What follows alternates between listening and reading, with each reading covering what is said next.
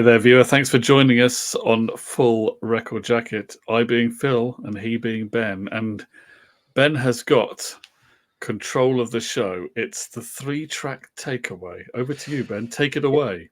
It's not only just over to me, Philster, but Roger Moore as well. Me and Rog, the Big R, the Moorster, Moor Dog, M Train, the Rod Shuttle. We're on this. We are 3-track taking it away. And I've gone for an album from the early 2000s back to glorious Stadium Rock. It is U2's All That You Can't Leave Behind, still in the cellophane, still virgin territory. But Philster, out of the tracks on this album, which 3 would I take away? Which 3 would you take? Now, I was going to choose a different U2 album, but this one was to hand. So okay. I've gone for this one. Okay, I'm struggling to remember all of the songs that are on it. I can remember most of them, I think. Well, why don't you give me your thoughts on the album first, and then we'll break down the... I remember it coming out. Now, I'd been a big fan of U2 in the 90s. I'd liked their stuff. I'd been to see them live. I liked the pop album, which they didn't like. Or they were sort of, they were sort of a bit of a thing against it, didn't they? The band themselves. Yeah. This was supposed to be their return to roots in a way. It was very popular and it was successful. And I didn't dislike the album, but I never completely loved it either. No, I think what helped this album was the first U2 album I ever bought was the best of the one with Sweetest Thing on. And I think that when they re-released Sweetest Thing, I think that sort of paved the way for this album to be more successful in the mainstream. Possibly. So I've never liked it that much. And it's not one that I have really gone back to that often. I played it at the time, listened to it, had it on in the car and whatever at the time, and listened to it a fair bit at the time. But then I've never gone back to it that often. I did watch a documentary on YouTube going back a few months where they were interviewed by it was whoever was interviewing them at the time. I can't remember. It may have been Lauren Laverne, or maybe no. Actually, she'll interview them a bit later. I can't remember. Anyway, it's a documentary about them making this album, and they were basically saying that they were getting back to being 4 guys in a room just playing songs together and not doing so much production. Yeah, because on Pop there was basically only 3 of them in a room, wasn't there? So is that right? Who wasn't in the room? Was it Pop where Larry Mullen couldn't? Adam Clay, the drummer, Larry Mullen, isn't it? Yeah. He wasn't there for a lot of it, was he? Because he had his back injury. Okay. For Pop. Oh, was he injured? Did he have his back injury doing that as well? Okay. Yeah. I know he's had that more recently. Yeah. He was out for a lot of those recording sessions. That's why they said they had to record it in a different way. And he was a little bit miffed that they had started recording without him, basically. Okay. So for some reason it never totally clicked with me, but it's good. Yeah. But I must admit that the hit single Beautiful Day kind of started to get on my nerves a bit because it got played everywhere. And it was also part of the ITV's Premier League football coverage, wasn't it? I don't know if I ever liked it as much as other people did. I think I preferred when they did Vertigo. That was a bit later. I preferred that as an overplayed song. I preferred that, but that was the next album. That was How to Dismantle an Atomic Bomb, wasn't it? Yeah. I only actually saw the video to Beautiful Day for the first time about 3 months ago. I hadn't ever seen it before. Right. I'm going to go. So I'm kind of, and I don't mind that Stuck in the Moment. Yeah. It's good. But again, it kind of got a little bit overdone. and I'm thinking I may be going for more obscure songs that I'm taking away from this. Yeah. I'll tell you what I'm going to take away from this album, and that's the song called Wild Honey. I really like that song as well. I like that song. So that's my first one that I really want to keep. Yeah. Walk On is a good song, but It again, is. it's one of those that's like a U2 anthem type song.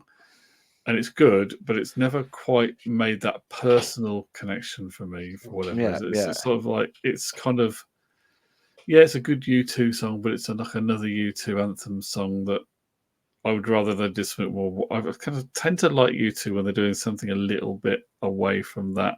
Yeah. I tell you what, it reminds me of Walk Yeah. On is Oasis's Standing on the Shoulder of Giants, the song Roll It Over. It's almost like the last track was trying, it was almost like that was going to be their big closing anthem. You know, it was sort of the poorer cousin to Champagne Supernova, if you know what I mean. Yeah. And Walk On is sort of that, you know, things like Streets Have No Name, all that sort of stuff. It's trying to be like that, but it's not It's quite not quite as good. Yeah. Now, Bono originally dedicated that to Aung San Suu Kyi, the campaign, the imprisoned, and actually was at the time from Burma, Myanmar, whatever you want to call it. Yeah. Who, of course, somewhat blotted her copybook after she became the president of the country. And so I think in recent years he's rededicated it to Ukraine. It's now about Ukraine. So it's very Bono-ish. But but I don't think I'm going to put Walk On my list. Now I'm trying to think of some of the other songs. Tell me some of the obscure songs on there. So you've got Peace on Earth, which, if I remember rightly, I'm not a massive fan of. Is that the one where he basically names some of the victims of the Omar bomb? I think so. Again, it was a typical Bono sort of a Bono socio-political one. Yeah. And it's okay. It's okay, but it's again, it hasn't. I don't love the song that much. It's kind of like it's kind of like the song that you'd expect Bono. It's very much what you'd expect Bono to do, isn't it? Really? Yeah. I mean, let's face it. The bombing itself was a horrible, you know, thing. So then you've got When I Look at the World, New York, Grace, The Ground Beneath Her Feet. I tell you what, I think I'm going to have the New York song on there because I do quite like that one. Yeah. I think it's good. Yeah. I quite identify that because it kind of sums up how I felt about New York as well. So I'm going to go with the New York one. Yeah. The song Grace, that's quite a mellow song, isn't it? If I remember rightly, yeah. I've not listened to this album for a good few years, so I think the Grace song is good. Actually, I think I'd probably rather listen to that than some of the other hits off the album. The Ground Beneath Her Feet. Maybe I don't know. Read me the track listing again, the whole album track listing, if you may. You vanished again. Let's put you back on. I knocked Roger Moore fell over and knocked you off. He knocked me off the screen. I'm putting you over there, Rog.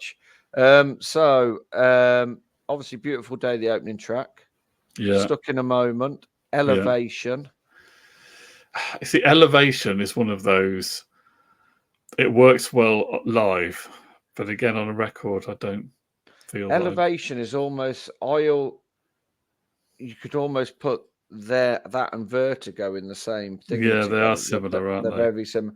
Then obviously Walk On, Kite. If I remember, I really like the song Kite. Now that's a highly regarded one. Yeah, that's the one I'm thinking of. And then In a Little While, Wild Honey, Peace on Earth, When I Look at the World, New York, Grace, and The Ground Beneath Her Feet. But I think The Ground Beneath Her Feet was the 20th anniversary reissue bonus track. Is that right? And the lyrics are by Salman Rushdie. What was the other closing track then? The closing track to it was Grace. That was the closing track. Yeah. I'm going for Wild Honey, New York, and Grace. Those are my three that I'm taking to my desert island or to your desert island. Wherever. I could quite easily choose.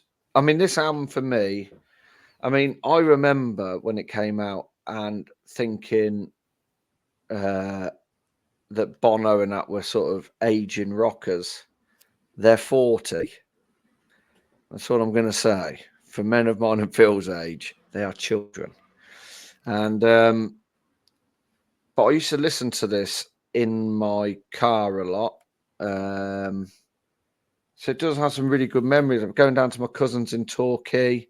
I'd have this on in the car. I always mark an album to whether I really connect with it is if I can listen to it all the way through on its first listen and it doesn't irritate me. Like I said, it wasn't my first introduction to U2, but I would say this was the first studio album by U2 I bought. I bought this, and then a couple of years later, I bought Pop. No, I bought How to Dismantle an Atomic Bomb. Then I bought Pop around the same sort of time. I get what you mean about Beautiful Day. It did get overplayed. But could I take it with me? So I really like Beautiful Day. I like Stuck in a Moment. They're really good like songs. When I'm not Elevation. dissing them, they are good No, songs. no, and it's. But New York is a great song. I really like Kite, so I'm going to take Kite. I am going to take Beautiful Day because I think for an opening track to an album, that's a pretty decent opening track. It is good. I mean, I'm not dissing it. I think it's more, like you say, it's more the imagery and everything that it sort of gives you. And I would take either New York or Grace. I'd like to take Elevation. If I'm on my island and I want a little bit of... But then I think I'm going to get from Elevation the same sort of thing as I get from Beautiful Day. So Wild Honey or New York. I think I'm going to take New York, and I'm going to take New York, and I'm going to dedicate that to my friends over in Long Island if they're watching. Much love to you. So yeah, that's going to be my three, Phil. So that's what I'm taking. Like I said, as you can tell by the cellophane, it's not opened. I am going to listen to this album again because it does hold some very good memories for me. I'm one of these people, when I listen to music, it sort of takes me back to a certain time. I do remember where I was when I bought it, spin a disc in Rugby. I do remember listening to it a lot, and I do remember how it made me feel. So it's a good album. There you go. U2's All That You Can't Leave Behind. Any views on U2, folks, apart from hating them, because that's the general thing to write. If there's anything about U2, you'd have to type they're overrated or I hate Bono. I can't stand it. That's the normal. I bet when Coldplay came out, Bono was like, phew. I was not sure he's completely off the hook. Yeah, and then when Mumford & Sons came out, Chris Martin was like, phew. There you go. Let us know what you think of that. Do you have a top 3 from that album? If you are inclined to listen to it, let us know in the comments. We will do another 3-track takeaway at some point in the future. Thanks for watching.